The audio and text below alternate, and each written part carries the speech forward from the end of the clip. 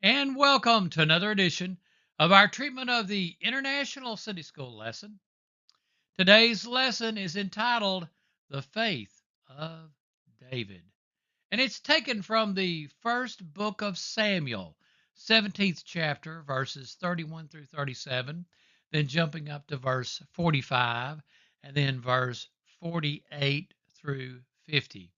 Today's lesson is for December the 10th, 2023, winter quarter, lesson number 2. Now, a little background information. Today's lesson is about the confrontation between Goliath and David. And Goliath was the champion of the Philistines and was enormously tall, about nine and a half feet tall, which is taller than any recorded human in our current day and time. Uh, and Goliath was as I said, the champion of the Philistines. And the Philistines and the children of Israel had massive confrontations. And a lot of times the Philistines would win over the children of Israel. And they were having this big battle. And they were encamped in two hillsides with a valley in between them. And Goliath, the champion, would come out and taunt the children of Israel and say, well, come on out here and fight me. And the winner means that the champion, if the champion wins, that wins for the entire side, and we can just call it quits. And whoever the champion side the champion is the side that wins. And he would taunt the people of Israel. And the children of Israel were deathly afraid of Goliath because he was so much taller than they were. He was massive, massive. And if you think back that people during that time frame actually was even shorter than we are in our modern days because our nutrition is better than they had back then. And Goliath would taunt them. And David was a young man, probably in his late teens, maybe his early 20s. And the king Saul was aware of David, and David had been playing some music and had a passing relationship with King Saul. And David came from keeping his family's sheep and came to the battlefield where his older brothers were there fighting. And he heard Goliath taunting the people of Israel. So David was saying, why are we letting this guy taunt the Lord God Almighty and talk blasphemous against our God? And so his words had gotten back to Saul, and that takes us up to where we're at in the story. Now, 1 Samuel 17:31 through 32. When the words that David spoke were heard, they repeated them before Saul, and he sent for him. And David said to Saul, let no man's heart fail because of him. Your servant will go and fight with this Philistine. Now, here this young man was, and he was not afraid. He would go out there and fight Goliath.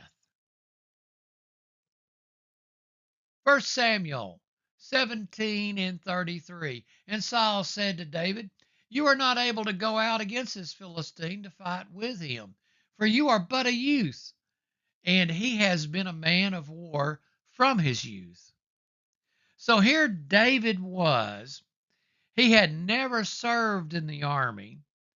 And Goliath, this 9 foot and a half man, this huge man, had been fighting in battle from his time of his youth and had massacred and killed enormous amount of people over the course of his career. And so here King Saul looked and he saw this young upstart kid say that he would go out there and fight with him. And all of us older folks, we have seen young people in their enthusiasm think that they would just jump in there and do things. And we've seen a lot of times them fall on their faces. And that's what King Saul probably had running through his mind. He had seen young people jump out and get themselves involved in something that they were not, they were ill prepared for. And so Saul was mentioning that and saying that to David. Now, 1 Samuel 17:34 through 35. But David said to Saul, your servant used to keep sheep for his father. And when there came a lion or a bear and took a lamb from the flock, I went after him and struck him and delivered it out of his mouth. And if he arose against me, I caught him by his beard and struck him and killed him. Now, there's a little bit of debate about among some of the commentators of whether or not David was talking about one instance or two instances. May possibly have been that a lion came, grabbed a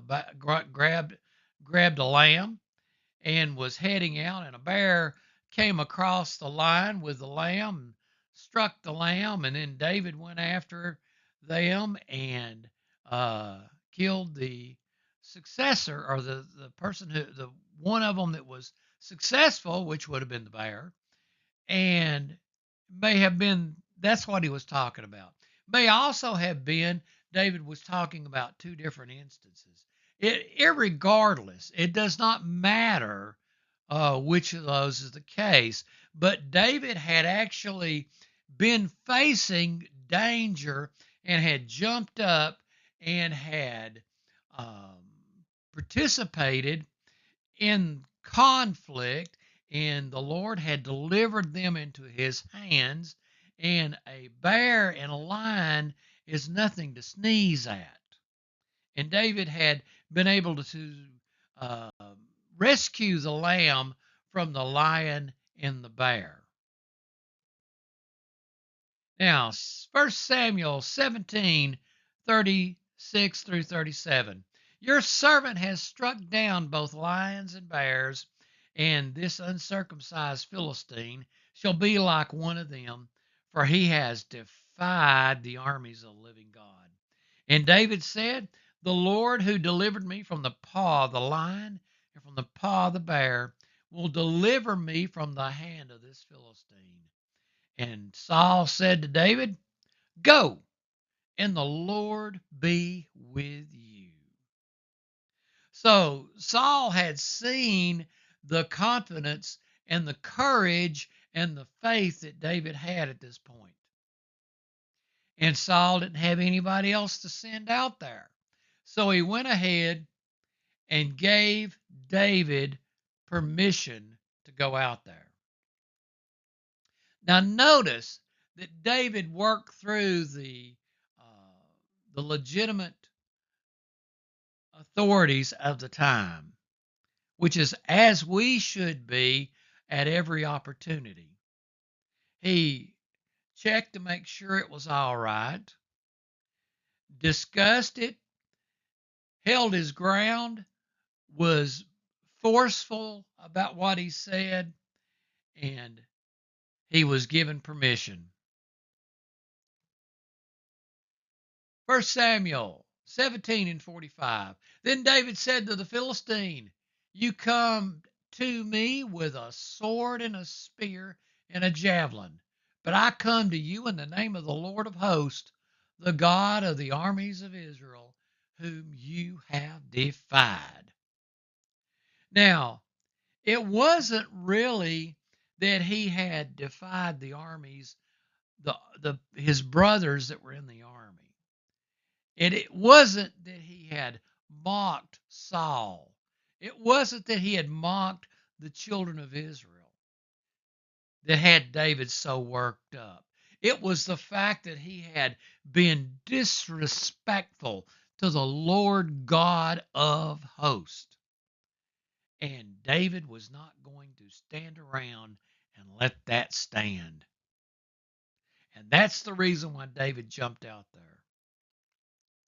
And David let Goliath know. He let the armies of the Philistines know that it's because Goliath had stood and bad-mouthed the Lord God of hosts is the reason why he was going to be falling. And it is so amazing when you think about how this sight must have looked to both armies of this young adult or young or old teenager, whichever he was, standing there without a sword against Goliath, who was in all of his array of armor and his mighty sword that was so heavy and so large that only a giant like Goliath could have picked up. And to think of how ridiculous that sight must have looked like. And David, in his faith, in his courage, you have talked bad about the Lord God of hosts, and I'm coming to you in the name of the Lord God of hosts. And just wait to see what's going to happen. Okay? Now, First Samuel 1 Samuel 17, 48 through 49. When the Philistine arose and came and drew near to meet David, David ran quickly toward the battle line to meet the Philistine. And David put his hand in his bag and took out a stone and slung it and struck the Philistine on his forehead. The stone sank into his forehead, and he fell on his face to the ground. Now, David took a sling and took one of the stones out of his pouch, wound it up, and let it go. And probably the only place on Goliath that possibly could have gotten hurt by that stone was his forehead. And that's exactly where the hand of God led that stone at its phenomenal speed. And it struck Goliath in the forehead and sunk in and struck Goliath dead. And there he fell. All the armor, all the muscle, all the tissue, the massive bone structure, the mighty sword, the years of training did absolutely no good to Goliath when the hand of the Lord guided that stone into his forehead. Goliath was struck dead. Now, I've heard various sermons on those 5 stones that David picked out of that creek.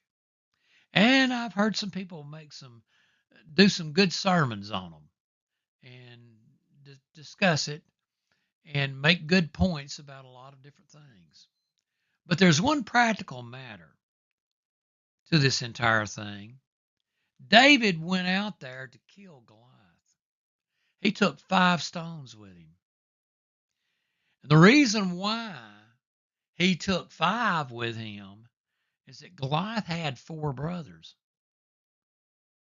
And David didn't know if he killed this one, if 4 more wasn't going to come out there.